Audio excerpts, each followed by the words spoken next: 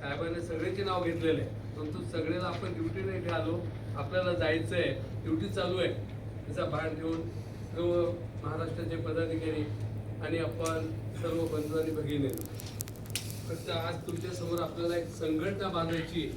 संघटना कशी असावी तर जिल्हा परिषदेची जी संघटना आहे ज्यांनी 5 वर्षामध्ये 95% त्यांचं काम करून घेतलेलं आहे महासंघाच्या माध्यमातून, तर अशीच एक जिल्ह्याची संघटना आपण बांधणार आहोत.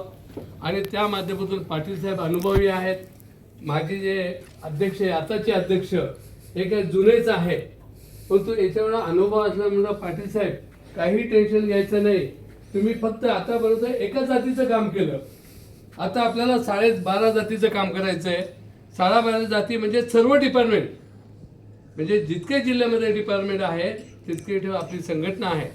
सगळ्याचा अनुभव तुम्हाला येईल आणि निश्चितपणे आपण पुढे जाऊ आणि आपला पालघर जिल्हा महाराष्ट्रामध्ये सक्रिय आणि अग्रेसर कसा होईल. मला आपल्याकडून सगळ्याकडून फार मोठी अपेक्षा आहे की आपल्या जे जिल्ह्यामध्ये जे काही कामं राहिलेले आहे, निश्चित मी असं म्हणणार नाही की तुम्हाला एका महिन्यात कामं होतील.